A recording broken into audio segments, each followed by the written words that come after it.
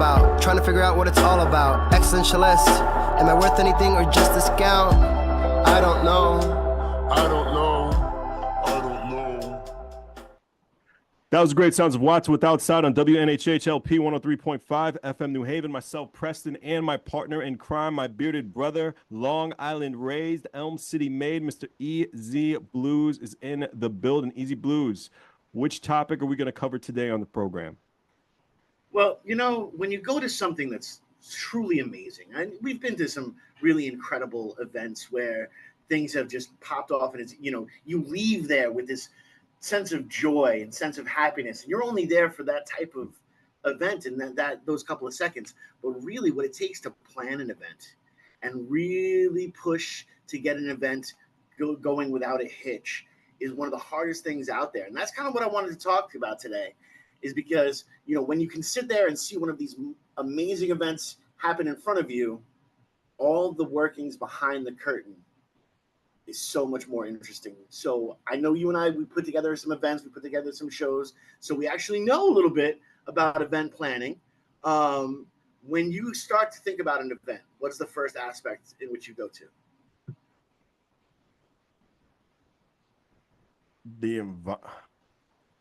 Man, that's a hard one. For me, it's hard. Yeah. I'm a little bit picky. Right. As I get older, I'm picky where to go to events. Like young, I didn't care when I was in my 20s. I didn't care where it was. I was just up for the adventure. But like when I get older, I want to know which time of day that's more convenient for me. I want to know the type of environment. Like, what if I'm driving? You know what I'm saying? Like, is it going to be a nice parking lot over there? Is it going to be like too squished over there? Like if it's downtown, it's going to be hard to park at. If it's not downtown, maybe it's going to be easier. Is there going to be a nice food vendor there? What is the theme of the event? I think, actually, that answers your question. The theme. What type of theme is the event going to be? Maybe it's not my style, you know? Right. I don't like it. I don't like what the internet now, maybe it's trending, or maybe I'm just getting too old or under a rock. The secret events. I hate that until they won't let you know until the day of. That totally turns me off. I do not want to go if I have to wait until the day of to be somewhere. Well, if it's far away, well, if it's in another state, what if you change the location? I don't like the secret address type of thing. It does not do anything for me. I think I overextended my answer to you though.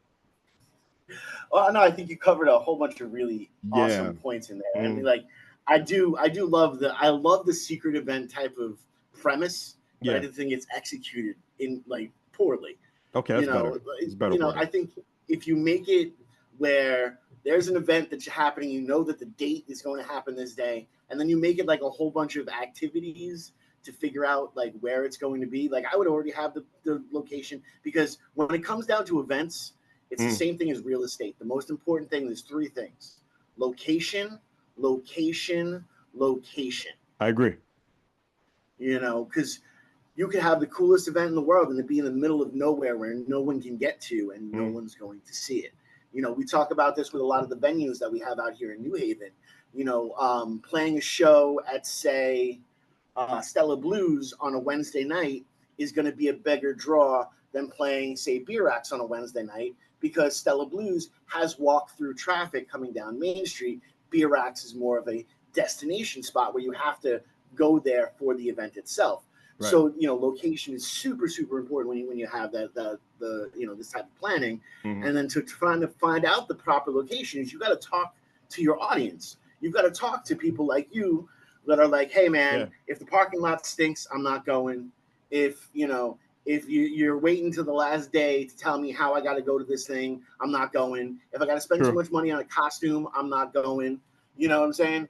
Like, there's a bunch of different things you got to look at. I respect it, but you really got to pay attention to what what your audience is there for. Agreed. And I love that you mentioned, you know, the food truck. I'm a big fan of doing these multi events where it's, say, a music event, but I make sure that there's a food truck and there are vendors there as well. Mainly because not only then are just the band there going to promote that you have a show, but now also these vendors are going to promote that you have a show as well. So now you're getting your 10,000, you're getting it quicker, because, you know, the rule of 10, every person that you tell will tell 10 people. So if you tell 4 bands with 4 people in there, that's 16 people, and then you have 3 vendors and a food truck, that's 20 people now. Those 20 people can reach 2,000 people to tell them about the show itself, and you're really working your odds real well. And yes, my math works. You can sit there and check it with a pen, Mr. Internet. A little forceful there, aren't we? Well, hey man, sometimes these internet people out there that are trying to like check on different things, and I appreciate them. I do. When they'll be like, "Oh, that was somewhat incorrect," and da da da. Cool. I'm glad it was. Come on the show. Let's have a conversation. You know what I mean? Don't hide. Like, come and do it. And I take it personal sometimes. Like, there's one thing I have to say. The best advice I was ever given with doing something like this, or when you're going to be somewhat out in the public as a persona, stay out of the comment section. Stay out of the comment section. It helps you so much more. It's so much better for your mental health. One thing I do agree with you is knowing your audience. You definitely have to know your audience well. It's the audience that you cater to. And if you know your audience enough, it will gain traction to inquire another audience as well that you didn't know you had. Maybe a younger generation of that audience. Maybe not having the same act all the time if you're doing future events, or if your yearly or weekly event does well, not having the same act, switching things up, experimenting, figuring out what works and what doesn't work, knowing the type of acts or the type of performers you're going to have for that event, knowing who is punctual and who is not punctual, because that is a main thing what happens. I remember when we planned something, I think it was about 6-7 years back, like we just started out for the very first time just planning an event at a location, and what we thought were good performers and good people to show up to an event. We had to wait a good amount for these people to show up, except for one who showed up before everybody else, and he was the most professional, and I have to say it, that dude was awesome. Dude was awesome. He was. It was the one person. The one person. The one person. I had bandmates not show up on time, and this dude showed up before P and I were there. Like we were still putting the gift basket stuff together for the giveaways, and homeboy was there setting up his table, and man, I fell in love with that man right there. It was absolutely. Absolutely. Oh, it's great. One thing, I think just after planning about 2 or 3 events, just like local stuff that we did, I really feel less is more. You don't have to get 20, 25, 30 acts all at one time. That's ludicrous. You can make a good product for about 2 or 3 performers, if that, for the most. It's all about quality over quantity, because we're not planning this whole big festival, with all these acts, and we're expect like hundreds of people to come. Maybe those 80 people to come to make the event 10 times even better for us. Right. That's how I felt just out planning, because I think what we had, 30, maybe not really 30. I think good 20 acts at one bill. We had like 29 acts or something like that. And it was close to 30. Yeah. And then it was 2 stages. And I think it went well because the performers brought their people, and then the networking was great. So from every act, it was about, I believe, 4 or 5 people. So you times that up, is probably about at least a good like 80, 90 heads that were there. But then remember though, also which was a decent turnout. I'm not going to say that, but then you had some acts who feel that their entourage need to be comped. They might roll in with 12 people, but 12 people are on their list. And you're like, homie, that's going to be great for the bar, but that's not great for the acts. No. These are all things that you have to look at. And, and what I usually do in those type of situations is I then talk to the act, like, understand this is going to affect your payout. So you're taking, these 12 people at $10 a head, that's $120. You got paid $120 for playing the show. True. You did. Understand that you're not getting a penny more until everyone else makes $120. And they understand that. Sometimes they get mad about it, but I don't care. Jimmy crack the corn. As a performer, what are some stuff that you learned just being on the acts side of you? Like, what do you look for in a good promotion? Because I know you guys just don't pick any type of place to be at to perform. You particularly pick a spot you know you're going to win at. You just don't pick. It even can be, even if it's that one bar or that one venue where you know you're gonna get like 2 or 3 people, but the whole vibe and energy is good. It depends. What makes a good promoter in your opinion? Just Well, being on the other side of the there's a spectrum. bunch of different spots. Like for example, some of those rooms that only 3 or 4 people will show up to, or something like that. They're just really cool vibe rooms, or there's a lot of music history that happens in that type of spot. So it's just good to add to the story. So if you have a spot like Stella Blues, where Pigeons Playing Ping Pong started out as the house band for the open mic night. That's history. That's musical history that's in there. And there's a whole bunch of jam musicians that are really happy I just mentioned that. But then you have other aspects of the Cafe 9 is considered the living room. The Toasters have played there. Reverend Horton Heat has played there. Right. Kinky Friedman played there all the time. Rest in peace. There's a lot of phenomenal things that go on. So you want to play there for the history of those spots. And then the other spots where, this is going to be a great spot because they already have, like Scottish Dave's. Scottish Dave, they do such a phenomenal job of promoting, but they really do such a phenomenal job of keeping an incredible environment in their venue that people get drawn to the environment one way or the other. And then they're just happy to throw $10 for entertainers and to have some extra aspects of it. It's a dope time. So you have those type of things. What I really look for is just the response. Like, is there, I'm going to ask you a whole bunch of questions. Am I getting those answers back quickly? And are we going to be able to have a relationship? Because if it's just a business relationship, then it's going to be treated as such. But if it's a relationship where I actually start to genuinely care about you and, your significant others and all that kind of stuff, we have conversations that go beyond just, A, B, and C. Right. Then I know that's something that I'm now building and investing in myself. Should be just strictly business though? No. I'm just saying, just depending, because you never know. People switch up all the time. But that's the whole thing. A longevity to require that friendship from a person. It can't just be instantly, especially when you're trying to work on your brand more. You know what I'm saying? Right.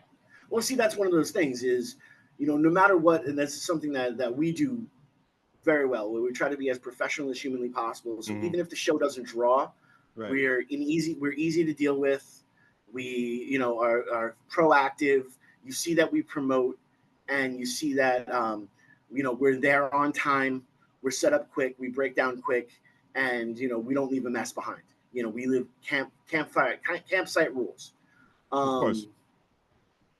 So that shows that we're professional enough. So when an opportunity comes through, we might be a band that people look at. Plus, we do put on a heck of a live show.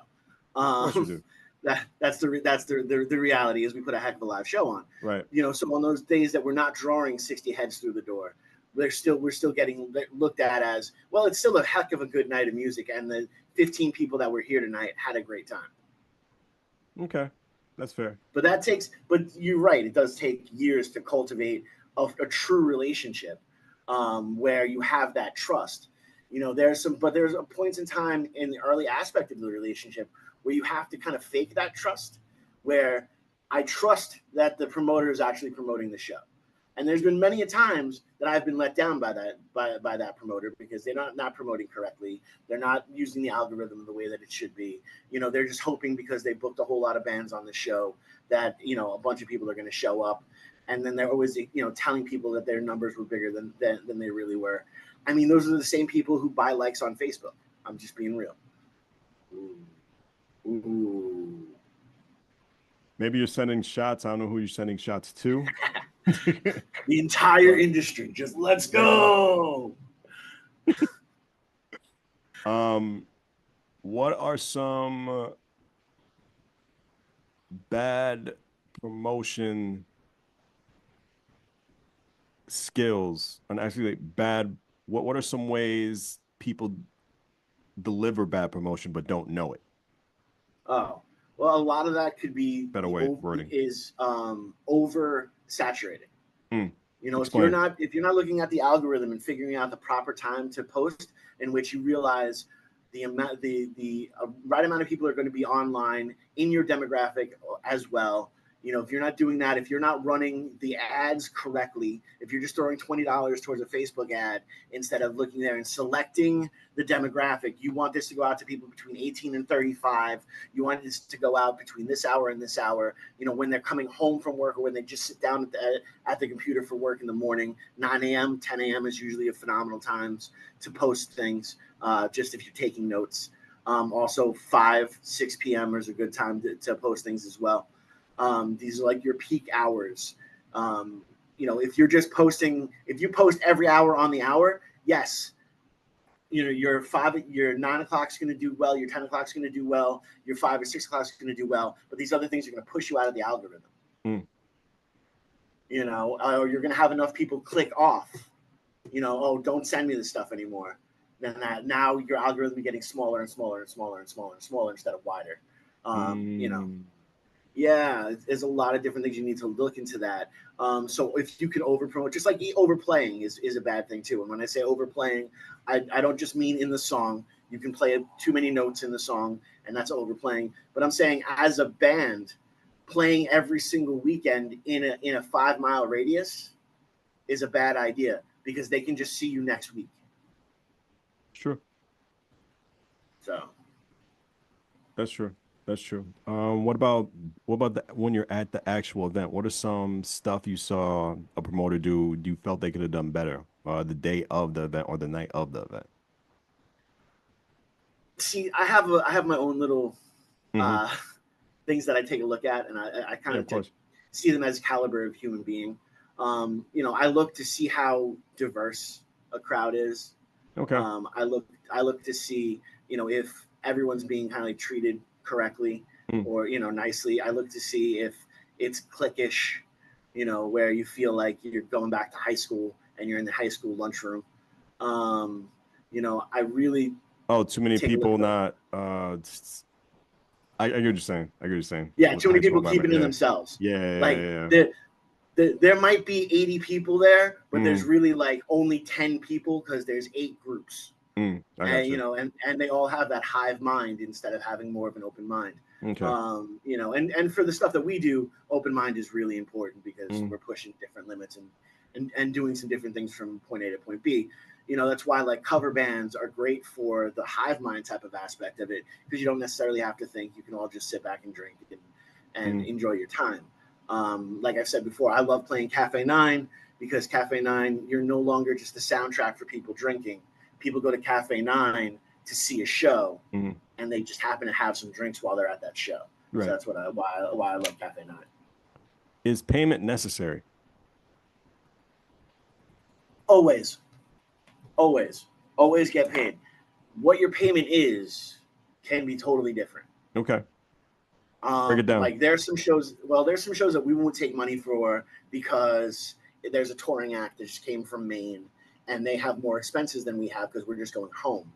And they need to get paid gas and stuff like that. So we'll give them that money. There's some times where, you know, if the cause, like we don't get paid for the AJJ show, and I don't want to get paid for the AJJ show because, you know, that show is about a great charity and a great not-for-profit, and we want to make sure that they're getting highlighted. So if the cause is bigger than you, then that can be, you know, kind of doing that work it can be payment as well.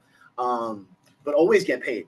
Like, I'm sorry, but we as musicians play way too many free shows. We give our craft away way too much. And where it's now become almost a demand that it has to be free. Like there's so many streaming sites and there's so many, you know, that all you have to do is pay your little membership fee, or you don't even have to use it. You don't need a membership fee to use Spotify. How do you determine your value though? Just like starting out, let's just say that first act starting out for the crowd or, you know, any type of venue. I don't want to slur my words or whatever. But like, talk to other musicians, find out what their highest charge is and what their lowest charge is, and kind of sit somewhere in the middle, or go as like when SP started playing out, of course we did a bunch of free shows, but we did a bunch of free shows because we weren't sure that what we were doing was going to be able to translate well. Yeah, of course. And we had to try it out. But the minute you know that there's value there, the minute somebody wants to pay you $10 for something, then from this point on, you make $10 every time. Right. You know, like, and it gets to the point now where I actually don't even leave my house unless I know I'm getting compensated for the day. You know, in some type of way, whether it be like an experience or something like that. But like, you know, there was a time where I was giving away services left, right, and different. But I also, everyone knows I do the door for some things, and there was this one venue that was really, really not. It's just not ready to be a venue, and they book bigger than they can fulfill, and I left, and for the amount of money they were going to pay me, I realized that it was not worth my time, and I left. And you know, sorry, but I'm worth more than that, and I need to make sure that I'm coming home. Like, say I do the door for a beer axe aspect, I need to know that it's going to be $100 day. If it's not going to be $100 day, I'm not getting out of bed. You're not getting out of bed, even if you're on WNHH 103.5 FM New Haven. Myself, Preston, and my partner in crime, Long Island Raised, Elm City made, Mr. EZ BlueZ. What would you consider a reasonable price estimate starting out? Depends on how many band members you have. You know, because you want to make sure you got to split the money too, right? Yeah. At least each band member make $25. You know, if you're playing for an hour, at least make $25 an hour. 25 an hour, so hourly? Yeah. Okay. Well, I'm just saying, you play for an hour, you play for 45 minutes, you all walk away with $25 each. That's okay. Gotcha. In the beginning of it. You know, that's okay. That's where you can look at it. You're making $10 more than what the minimum wage is, you know, and you're out there doing it. Now that doesn't even count the hours you've already invested into learning your instrument, learning the songs, driving, all the equipment. Like you're already way vested more than you are. Yeah, but instead of giving it away for free, try to get $25 for each member of your band. You know. Should you negotiate the price or don't negotiate your price? It depends. Depends on, you know, like for example, we talk about Manic Promotions all the time. You know, they're big out here. If I want to use them, they're bigger than what SP is right now. Right. So we are more of a liability to them than they are to us. So there's no negotiation with us to them. Gotcha. Because they're holding all the cards. They're holding all the power at that point in time. But if you're playing like a smaller club where you know that you're bringing more to the table than what you're taking away from the table, then yes, then you have some room to negotiate. But also be human. You know, don't overestimate. Like I remember being young and stupid and thinking, you know, oh, they want me to run a venue. I want to get paid $150,000 a year to run a venue. That's ridiculous. Yes, that's what I should be making, but that's ridiculous because the venue's not going to make $150,000. Why the hell should one individual person make $150,000? Okay, that's fair. Creating just that on-site experience for promoters. Like anytime where you walk inside to perform, will you just cancel immediately if you feel like the promoter's not taking care of what's around you? See, I've never. If I'm there to play a show, I've already showed up to play the show. I'm gonna play the show no matter what. I will never work with you again. There's been a couple of people where I'm like, we're done. This was fun. See you later. Bye. Because the promoter's disconnected. The promoter, you know, for me, a good promoter is going to be the first person there. Right. It's gonna, you know, they're gonna meet everybody. They're gonna personally check in your band. They're gonna make sure they're talking with the door guy on a regular basis. Right. They're working everything out with the bartenders. And if you have drink tickets, if you don't have drink tickets, you know, all those things should show up right the minute the band walks in the door. And the band should be walking in the door. I know load-in said 7 o'clock, but as far as I'm concerned, you should be walking in at 5. You need to take a look at the place. You know, make it feel like it's home for 2 hours before you go on. That's my own practice. Everyone else can do what they want to do. So yeah. I mean, that's fair. That's fair. I know you told me numerous stories. Some I can't really say on air. Just how you felt about certain promoters just disrespecting Oh you. yeah. Oh yeah. Um, when, Hardcore. when Hardcore. he came on stage. But like these conversations need to happen because there's a Hmm. young because one, sadly, we're seeing less and less of these venues and these places just around locally. Either, either it's a business situation, maybe it's a rent situation. We may not ever know.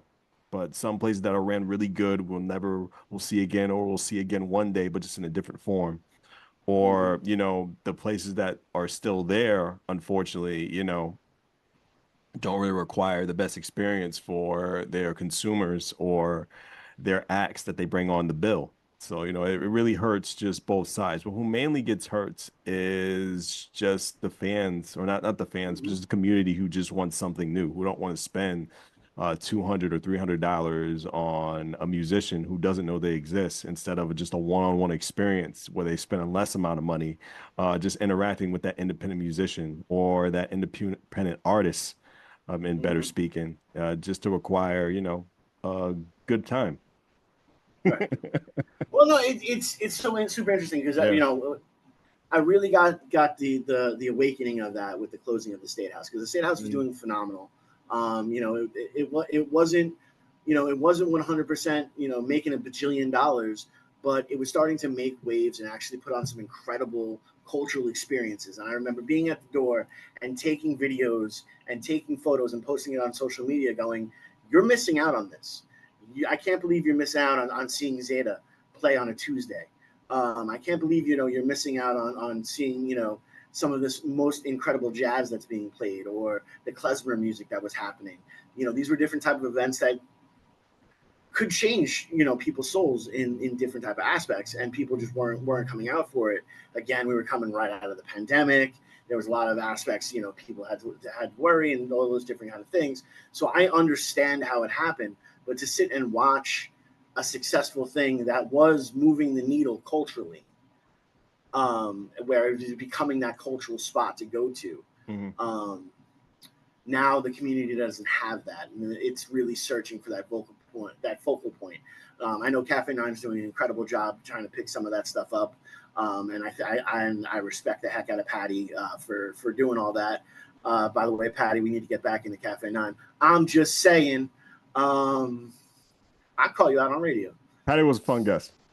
Yes, Patty was a fun guest. He was a brutally honest guest, though. He was really funny.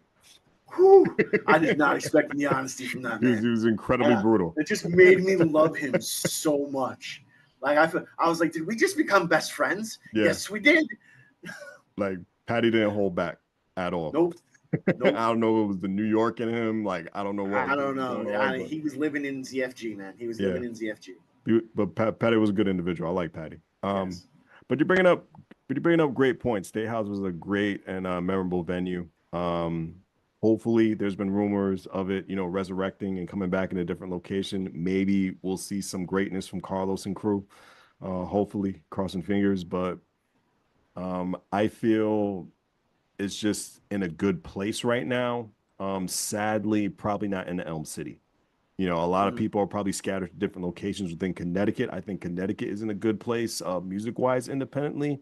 But I feel just those days of just going to Crown Street and just, going from one venue to another, to another, to another. And, within 1 hour, you see 10 or different spots where local acts perform. I think that's slowly becoming extinct. Just, Oh because yeah. rent is so high, inflation, so much stuff going on.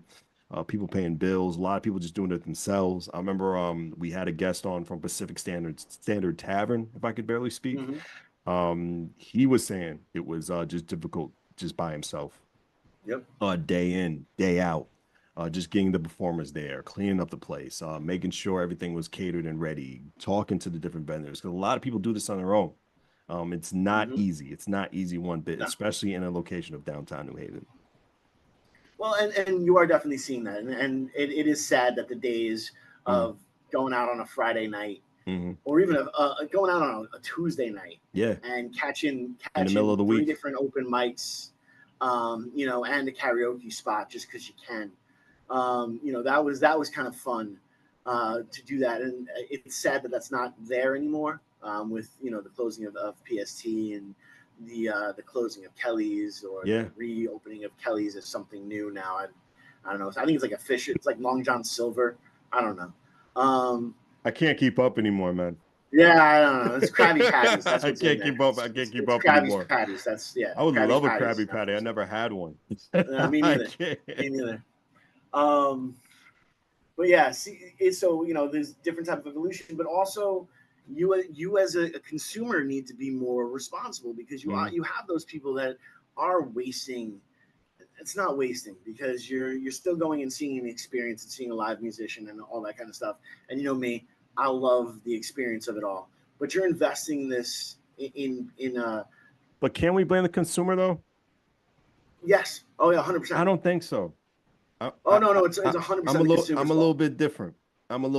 I think it's the promoter, and I think it's the act themselves. I'm not an owner, but of like just working at just a venue.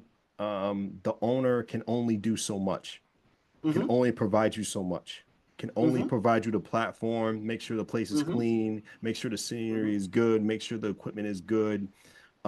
They can only do so much. A lot But of there's times more that they can do too. I know there's more they can do, but I feel, and maybe you feel this way too. I feel like some performers or some acts have this ego, and they feel the need Oh yeah. to promote themselves, not to Oh tell yeah. people that they're going to be somewhere. And they not only hurt themselves, they hurt the people around them. And then they get mad that the people who they expected to show up didn't show up in the first place. Yeah. You know, the people who aren't really consistent with themselves feel they don't need to be consistent because they're at a level or a top tier level that they imagine that they should be, that they're already or not in the first place. Delusions of grandeur happen all the time. Don't get me wrong. And that's just huge my in the side, scene. what I'm seeing. Exactly. Yeah, that's huge in the scene. Delusions of grandeur is huge in the scene. But as much as you can say that, you can say the same thing for the venue and the owner. And again, is what it is. People want to run their businesses the way they want to run their businesses. Of course. But the fact that if you don't have a healthy social media campaign for any venue, that's a problem. Yeah. In the day of social media, the fact that you don't have a TikTok that's promoting different things, that you're not using Reels as much as humanly possible, it's one of the most incredible things Cafe 9 has done. Cafe 9's Instagram has been amazing.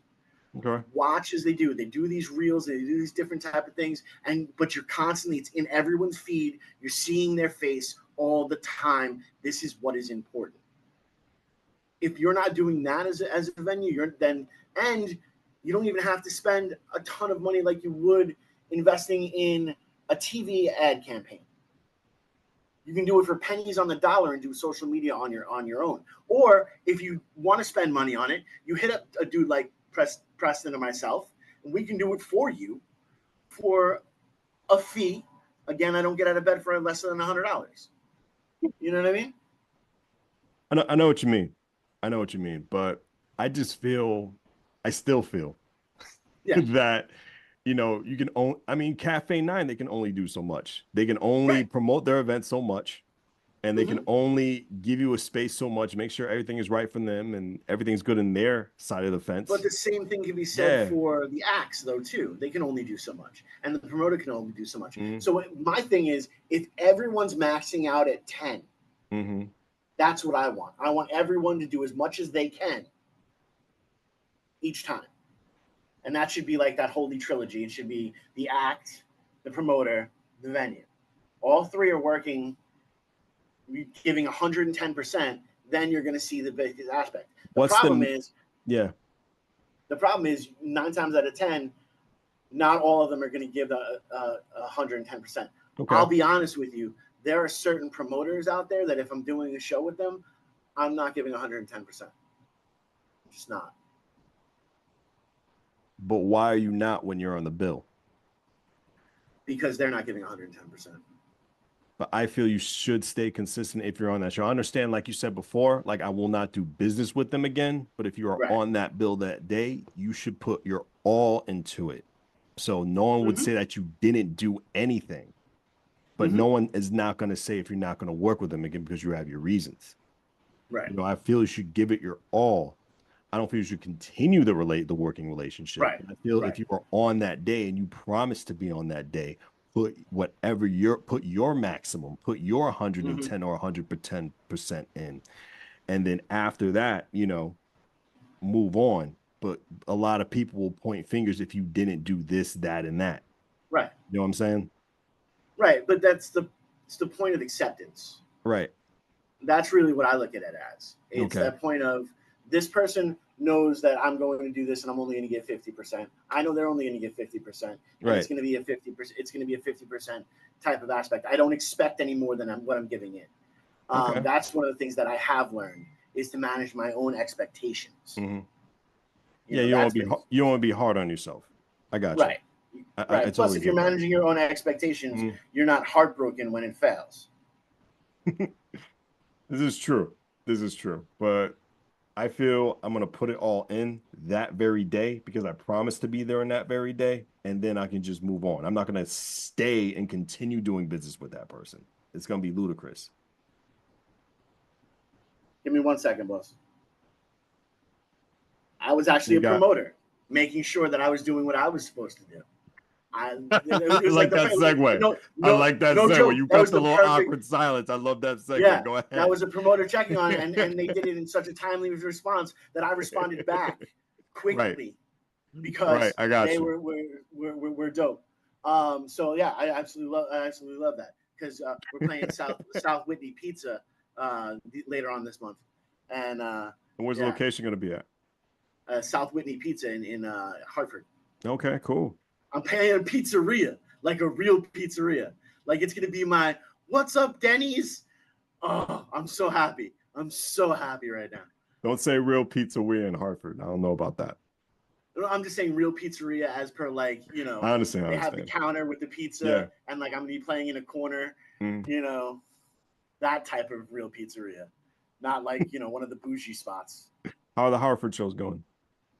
Hartford shows are fun, man. Nice. The Hartford audience is a little different of an audience, and we're actually responding really well. We're resonating really well with a lot of the younger aspects, especially from the punk vibe and different stuff like that, which is dope. Which is always fun to see. So it's fun doing more cities. Yes, you see a different audience. You see different. You also get to miss being home. That's kind of big for me. I love those I love stories. When it comes down to anything, it has to have a good story.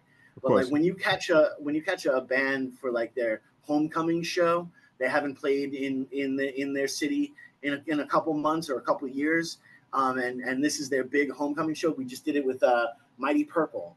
Just did it for Local Palooza. They hadn't played together in 6 or 7 years, and they reunited and played a Mighty Purple set, and which drew really well, and people were something that was super connected. And also another moment of, if you weren't there, you missed it. You missed a culturally relevant moment happening right in front of your eyes. That's pretty cool, man. It probably expands your mind creatively, just not seeing the same space all the time. Yeah. Well, there are only so many stories that can be told, right? We talk about it all the time. Kevin Smith goes on the whole aspect of it. The only thing that's original is your point of view. Yeah. And your point of view gets changed by the different aspects and scenarios in which you've been put in. So the more that I can expand my point of view, my perspective, the more depth I can write in, or the more different aspects I can write from. So, which is always fun. With the internet going crazy, just with reels and ads, is word of mouth, in your opinion, still the best promotion? Yes, but it's different now. Word of mouth is reels and ads and Facebook posts and Instagram posts and thread posts and X posts and X gonna give it to you posts and TikTok posts. These are all word of mouth. You're just able to expand to more people. Like I can stand on my front lawn and announce that I have a show, and maybe 10 people are going to hear that I have a show coming up. I can make a post on my threads, and supposedly it has the opportunity to hit at least the 1,400 people that are in my friends list. Right. Different and so forth and so on. On WNHHLP 103.5 FM New Haven, myself, Preston, and my partner in crime, Mr. Easy Blues. How different is it to promote from men and women? See, this is where you have to remember that we are a massively chauvinistic society. Like, okay. And when you're able to work either side of it, it shouldn't matter, but it does incredibly. Okay. And there are some incels that'll be sitting down in a basement going, the only reason they drew better than you is because they have a hot female singer. No, maybe their music was just better. Maybe they promoted a little bit better that day. Maybe those different type of things. You don't need to look at it in that aspect. But it is harder. It's harder to get your voice heard if you're a woman. Period. It's harder. It's harder to get recognized. It's harder to be taken seriously if you're the front person of a band and you are female identifying. It's tough. Because we are still no matter what, male chauvinistic, but also still in that the aspect of chivalry. We mask chauvinism in chivalry. Oh, I love that. That's a good line. I get what you're saying. I just remember back in the day when we had flyers. You take it when you print out a flyer, you go like to the type place and just like passed out to different people. I remember when I just got out of college for just a little event, if I can enunciate properly. I got the flyers. I got like at least like 200 to 300 different flyers, spread them across, campus and, nearby places and restaurants. Mm-hmm. And it was hard for me personally, because we're talking about 20 years back where I was just, I had to, promote the event to different amounts of people. I sense some women, I can't come really hard with my delivery. Right. When it comes like to giving out the flyer or giving out that little card that I put on the car. Some people get a little paranoid, like when you go up to the car and put the flyer there. Like everybody has their own type of, boundaries or comfort zone when you come to approach them. So it's really hard. And I found with men, I could be more with, a little bit more charismatic, a little bit more harder with my promo, giving them out to them a little more confident. Women, one thing one person told me is just go a little bit far back when you get the woman's attention, like to explain your event and like market yourself. Don't go run up close to them because they're gonna be really defensive. Because like there's a whole bunch of like evil people out there. And so it's ways to approach yourself when it comes like to direct contact. Now, I feel a lot of people are just like DMing you or direct messaging you. If I can like break it down like for an older audience. Just like your event or your flyer or your poster. And to me, it's the equivalent of when the card is right there on the car windshield. Like people will see it and just ignore it. Like if you DM it so many times, the times are changing in that 20-year span. So it's really hard to go ahead.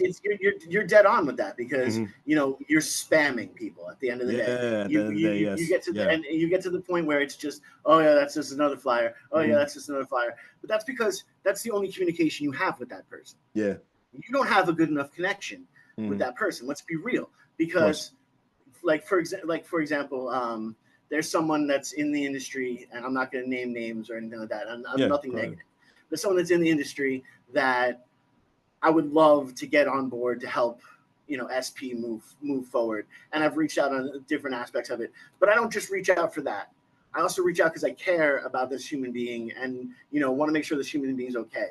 I actually bonded with this human being after the passing of one of their relatives. And, just to let them know that they weren't doing it alone. And I understood what they were going through.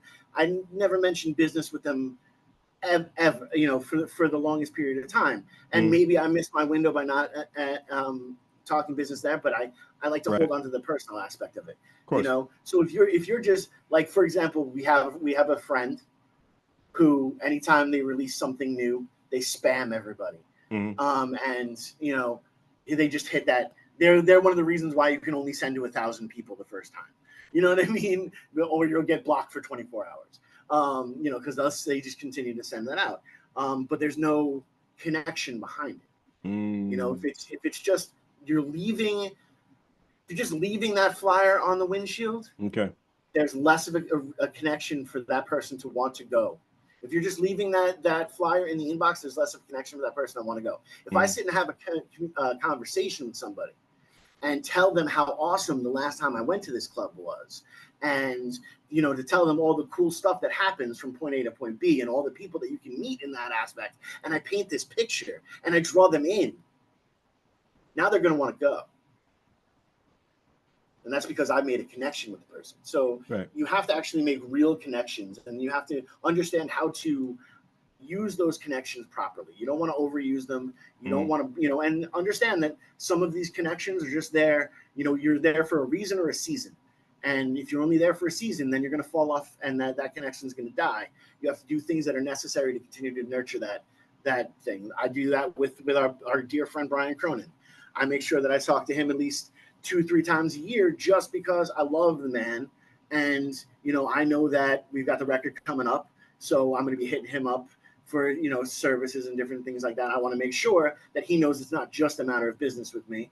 It's a matter that I actually love you as a human being. Speaking of connections, do you feel all age shows make the most money? I feel all age shows have the potential to make the most money from the door. Okay. Now, there's reasons why I say that. I say that from the door. From the door, as per the amount of people that can come in, an all age show should make more money because you're expanding your audience. Of course. If you say 21 and over, then there's only a certain amount of people that are in this area that are 21 and over that can get in there. If you say all ages, then you're dealing with the entire population. They can come into your venue. So right now, you're casting your net wider. But if you are doing an all age show, your bar is probably going to make less money because there's less people that are going to be able to use that bar itself. So you're not going to have as much draw at the bar. Or, you know, you might not have as much draw on, you might have more of a draw on the merch table because now there are more people and there are younger people there and they have their parents to convince to buy this, to buy your stuff. So you might have more things there. You gotta weigh and measure all the different options to see if it works best for you. Hence why I don't get out of bed in the morning if I'm not making $100. Okay. So that's the difference. Yeah. Okay. It makes sense. It makes sense. I feel I forgot there was an all age show that you did. I forgot. I went to it. And what I thought was very smart is you catered to the families that were there because like the more children, so you're like bumping up the food. I don't know if you made a deal where you get part of the bar cut or whatever, but I think you generated a lot more. I forgot where that venue was, where it was an all-age show you guys did. I don't know if it was in New Haven, or I don't know if it was in Bridgeport that very day, but I know I went there. It was in Woodbridge. It was in Woodbridge. Yeah, it was 10 Selden. 10 Selden. I don't think I was there at 10 Selden. I never been to 10 Selden. I heard it's a great place though. Oh no, that was Toads. It was Toads. Okay. That was Toads. That was Toads when it was great turn. Yeah, doing the all age show because that's the one the kids were there with me. It was really packed in there too. It was upstairs. Yeah. It was really packed. It was super packed. But that's a thing of that's a show that there were a lot of people there for because there were a lot of acts that day. Yeah, but they had a lot of acts that day. No, they had a ton amount of people there. Still was a great turnout. And it had a great turnout, but the bar didn't necessarily make as much money as it would. Really? Okay, I thought the bar made money that day. Okay. You know, the bar was going to make some money, but you make less money on soda than you do on whiskey. Okay. Okay. The profit margin. That's making sense. All right, we're unfortunately coming to a close, but what are some prospective words you can give to that person who wants to know more about starting their own event or just working with different promoters to build a name for themselves in the local music community? Go to an open mic, get to know your community itself, ask questions within your community, link up with a couple of bands that you dig, move in those type of circles, and you'll find the right, aspects of it. Also, take even this advice with a grain of salt. Because just because I had a bad experience with ABC Promoter doesn't mean you're going to have a bad experience with ABC Promoter. It might have just been an off day. So take the advice, but take it with a grain of salt. There you go.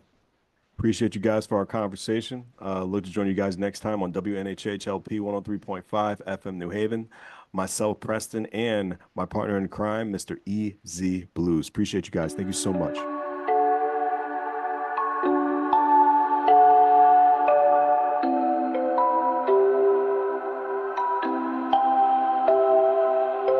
Wondering what to write about, trying to figure out what it's all about. Existentialist, am I worth anything or just discount?